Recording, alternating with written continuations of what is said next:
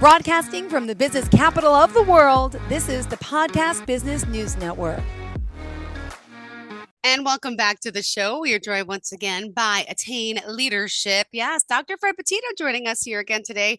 We're going to do a little recap of last week to make you a little familiar, but today's topic is Executives Transitions Part 2. So welcome back today, Fred, for those new timers out there saying, who's this guy, Fred? Tell us a little bit about what you do at Attain Yeah. Leadership, please. Thanks so much. I'm Fred Petito. I am an executive coach and leadership development specialist, and I work with executives in a variety of different situations. Today we're going to talk about transitions. I also, work with executives at developing their leadership skills, or they can be senior leaders, they may be emerging leaders. So there's different strategies for different levels of executives. And but today's topic is, like you said, it's executive transitions part 2. Last week we spoke about part 1, which was about kind of career transitions that are similar to life transitions, right? So we talked about how to approach them, the phases people may go through, different kind of life/career change method or frameworks out there. It's a big kind of life change that we talked about last week. This week we're going to talk about something a little bit more, practical in nature, and this is where you have an executive who is in maybe one of 3 different situations that could be very challenging. These are transitional situations. One is where they've been promoted into a new role with more responsibilities, higher expectations. And I think more importantly, different skill sets are required, right? Mm-hmm. So if you were a head of sales or head of marketing or head of finance, and now you're in a more of a general manager role, you have responsibility for multiple functions. It's a whole different kind of ball game. The second situation, this is even probably higher stakes. It's where an executive is an external hire into a new role in a new organization. A whole host of problems can come up there. And then 3, this is where an executive is in an organization going through some type of disruptive change, a reorganization, a restructuring, pre-post merger situation. So these are also high stakes. So those are kind of that's our transitions part 2 topic, if you will. Perfect. All right. Well, let's talk about the title. Obviously, it's Executive Transitions Part 2, and we go over it from last week. Could you just share just some of the important highlights with us before we continue? And for example, what would you say first and foremost was the overall message from last week that's going to bring us into transition part number 2? Yeah, I think so. Last week was again about career transitions that are akin to life transitions. So I think the big takeaway there is that people go through a process. It's almost like the grieving process when you have a big transition, right? You might be first starting with a period of frustration or disappointment, or even maybe elation that you're starting a new change, if you will. But oftentimes people find that where they need to go and how they need to get there are not clear initially. So that's the whole that kind of life/career transition approach we talked about last week, where it's really about starting with kind of your values and what you find most important in life, and then translating that into something that's a little bit more tangible, like a vision. Okay, I understand this is what I value in life. My vision is this.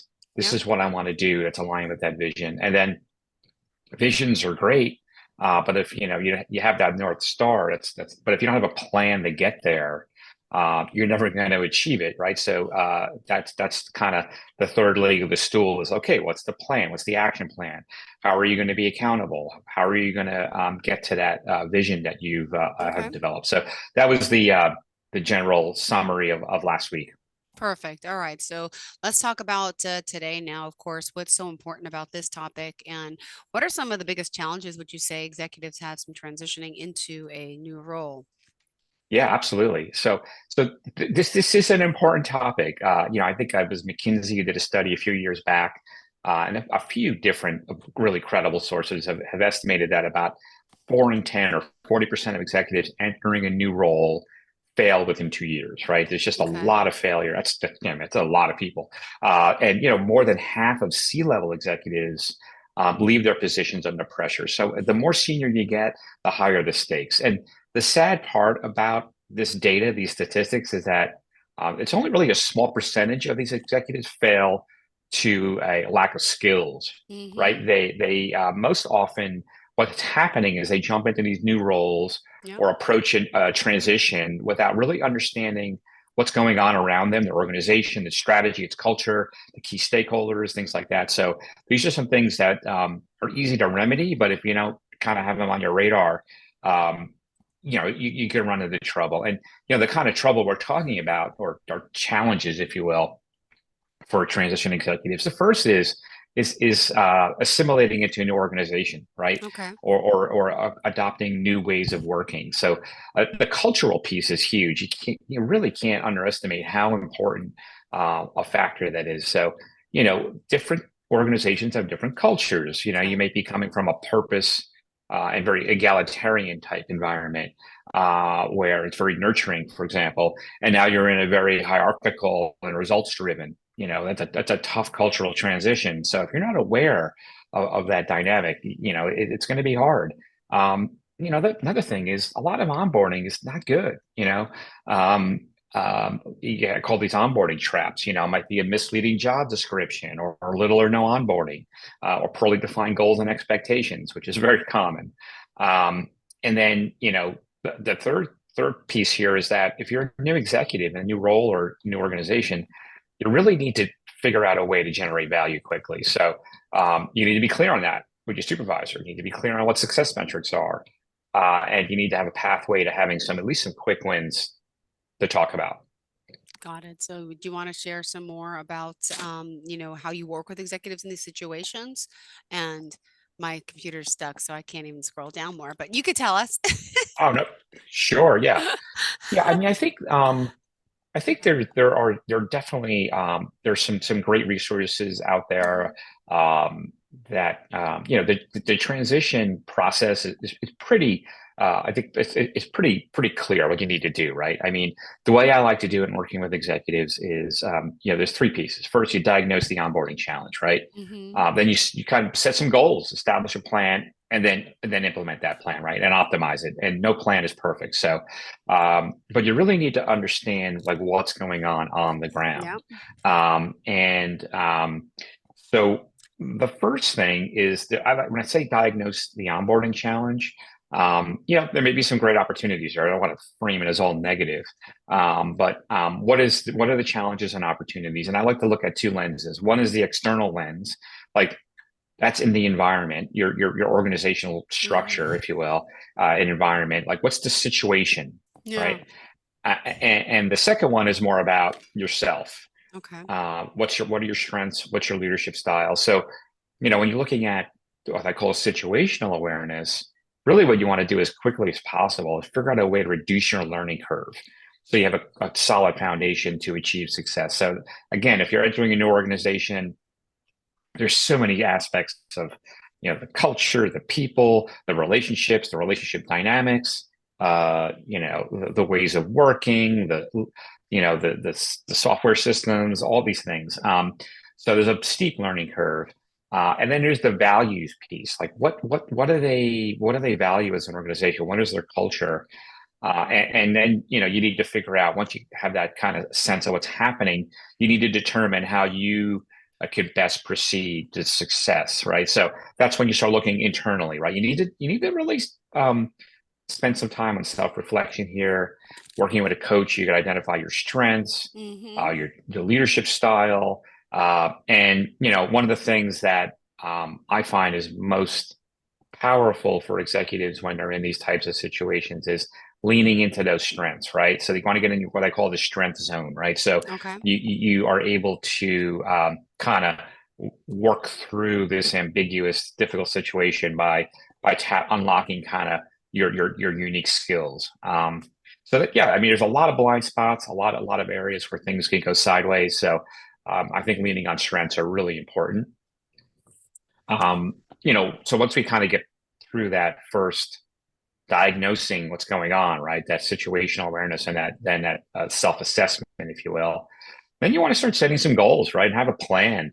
I've done a lot of research on goals. And goals are very powerful things, right? Because they guide your focus, they prioritize your efforts, they trigger new behaviors. Goals really get you kind of on a path of momentum. So you need to have, like, if you have a window of time, 100 days or 6 months, or if you have say, I want to hit these goals within 3, 6 months, 9 months, that's really could be very powerful. If you hold yourself accountable, and that's where a coach can be very effective, is helping you to clarify those goals, Yeah. making sure they're measurable. And then holding you accountable, right? Helping you to make sure you achieve them. And where you can't, maybe it's like about where you need to go to find support. So goals cannot be underestimated. They're such an important part of success. And once you have a goal,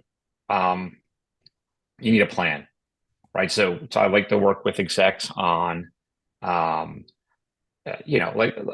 you just can't just wade into this. The problem with executives in transition, especially when you're starting a new job, is you may have all these great ideas about, this is what I'm going to do, this is my plan, this is how I'm going to execute on it, and the first 72 hours you're swamped with onboarding materials, a review, people to meet, internal meetings, external, whatever. You never have the time to catch your breath to do the things you said you were going to do. So that's where a coach can be very effective in helping an exec. And I'm a big believer in having a plan, and I like to look at 6 different kind of areas where a plan can help. It's like, what's your learning agenda?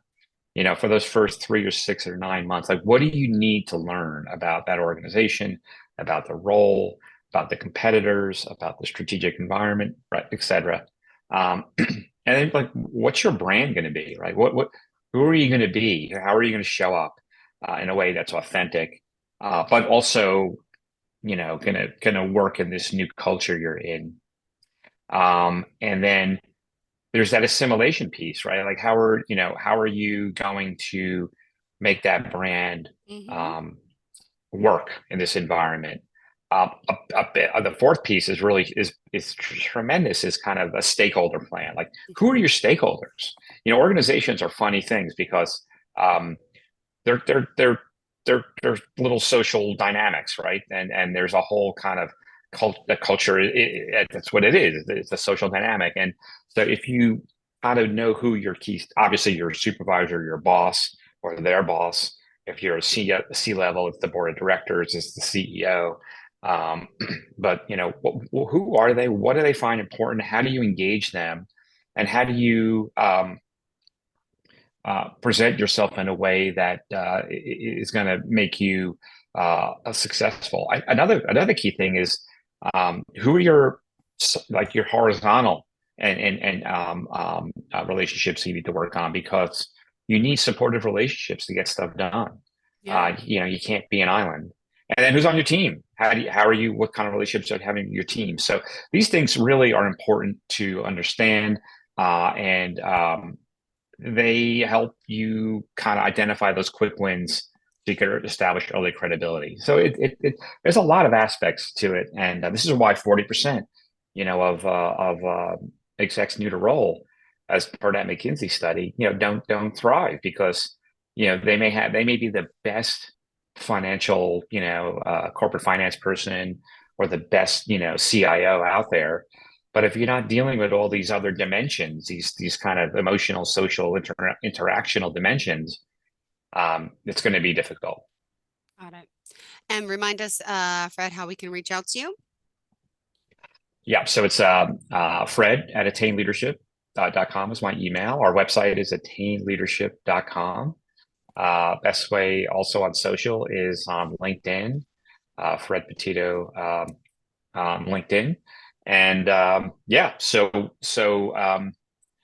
there, once you have that, you kind of have some goals, you have a plan, you kind of get a feel for what's going on in the organization. And the timelines here, there's great books out there like the 90 days, first 90 days, or the first 100 days, or I think the way I like to work is I think 190 days is not, the president has to report to Congress first 100 days of the new job. It's probably where that came from. And I think that's legit for sure. And we certainly want to know what's happening in those first 100 days. But I don't think 100 days is a realistic timeline. I think you could do a 100-day sprint, like say, okay, this is my first kind of first stage of transition. But I think, your time horizon needs to be more, 6, 9, 12 months, right? You're still new. But by that end of that 9, 12-month period, you need to be really, really firmly immersed in that role and in that organization.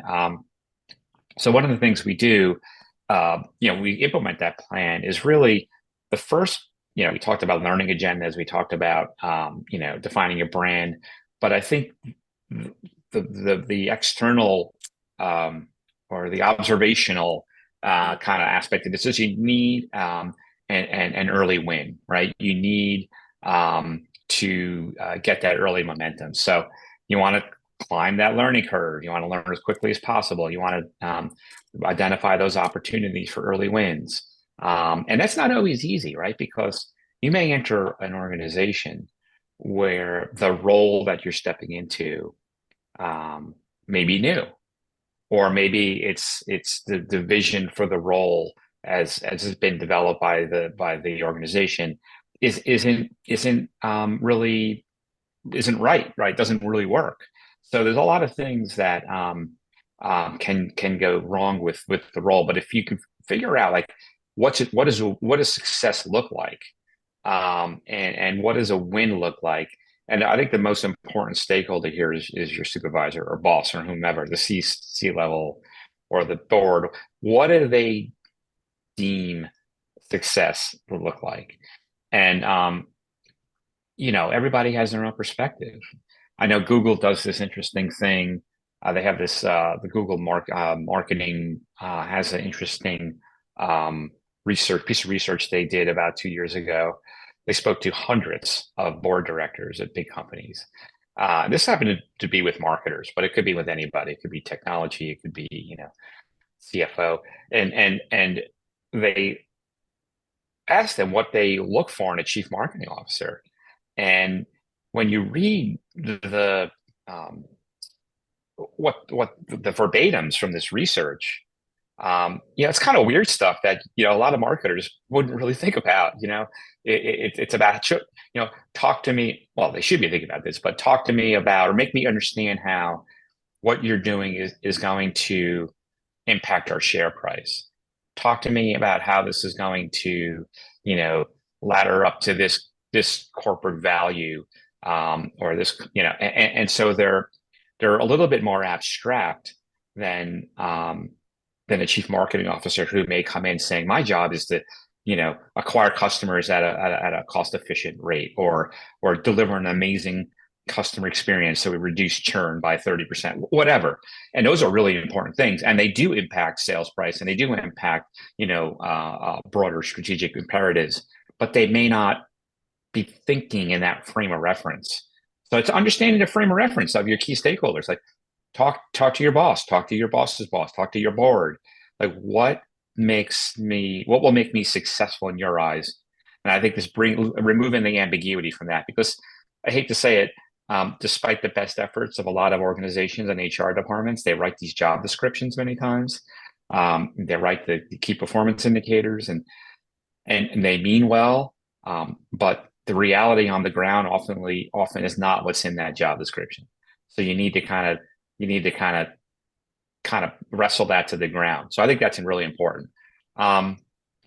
So the last thing we do is, if we're in a coaching about engaging with a client, is like, okay, after first 100-day sprint or 90-day sprint, like let's assess what's working, right? Many times at the beginning of a new role or a transitional period, you're going to make a bunch of assumptions. You're going to make a bunch of uneducated guesses, or educated guesses, right?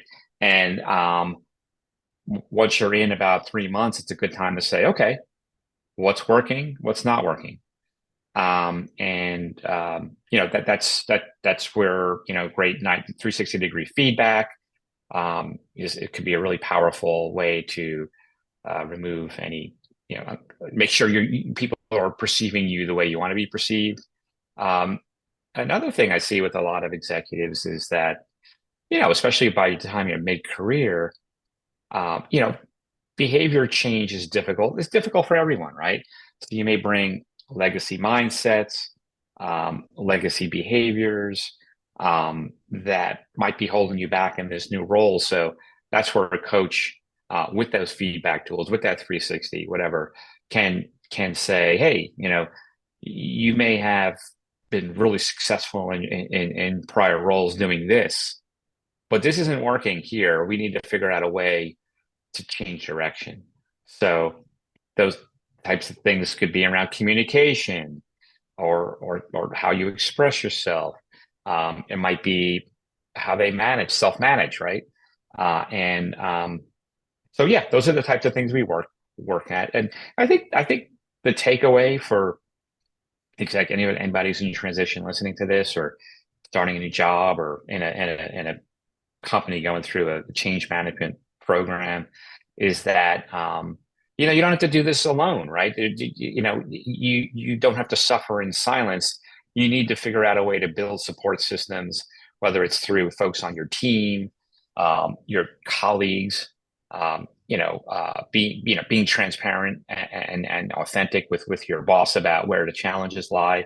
So I think conversing and dialogue are really important. But this is a super important area, especially for executive coaching, because this is where most executives, most people really feel the need for support and help, and that is a good time to reach out and see if your organization has a executive coaching program, or reach out to us or whomever you want to work with. But obviously a very high stakes area for a lot of execs, and as I said, the data unfortunately is not great. 40 to 50% don't thrive in that first 2-year period, and usually are doing something else 2 years later.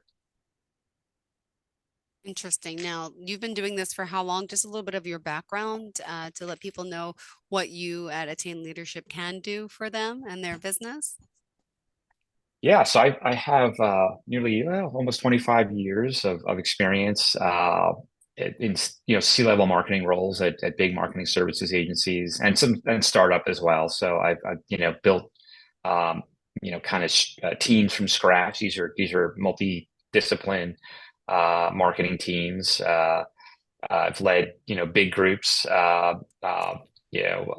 multi-discipline marketing teams at big agencies. I built teams from scratch, and I've enjoyed that immensely. I've been coaching now for about 2 years, and have worked, but for decades, I've worked with many executives in kind of coaching situations, and it's kind of my natural style is more coach versus command and control, if you will. And I think coaching is a very effective strategy in many situations, and this is especially one of them. And it's because of just the sheer number of blind spots that executives are confronted with when they're in a transitional period, and that's because you're in a transitional period. There's so many things you don't know, right? You don't know, like, especially if you're entering a new organization, or if you're in a reorg situation. Who are the new players? Who are the new bosses? What's their expectations? How do they differ from where I've been? Culture issues, ways of working issues. It's endless. So I think that the more intentional you could be, and a little bit more systematic you could be in thinking about, hey, what's going on here? What's going on around me? Situational awareness, and how do I kind of show up in a way that's going to make me as successful as I could be? And that's that That's that Yeah. self-awareness piece.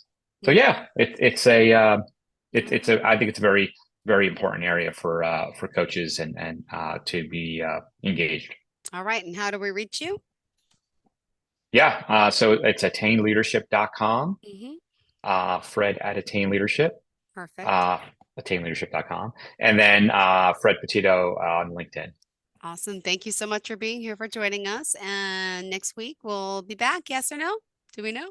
Yeah, absolutely. All right. I'll see you next week. All right. Good. I think Sounds good. I think the topic may be I can't remember, but I'll share it out with you Okay. beforehand. Always, it's okay. Thank you so much, Dr. Fred. You're always very organized. I'm sure it's going to be a great show. As always, have a great day. Thank you so much. Are you looking for even more of the podcasts and hosts that you love? The Podcast Business News Network is proud to announce that you now have even more ways to listen live. Check out the MyTuner Radio, online radio box, and Simple Radio apps on iOS and Android, or find us online. Search for Business News Network on mytuner-radio.com, or search Podcast Business News Network on streama.com and onlineradiobox.com/US. Take your podcast on the go and don't miss a minute of the action.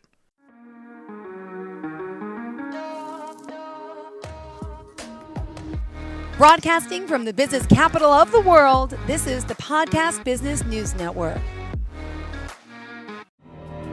For nearly 2,000 severely injured veterans, everyday life has become filled with barriers. Day-to-day simple tasks can become pretty daunting. I have to carry my chair up 2 flights of steps or have somebody do it for me. What scares me the most is just the falling.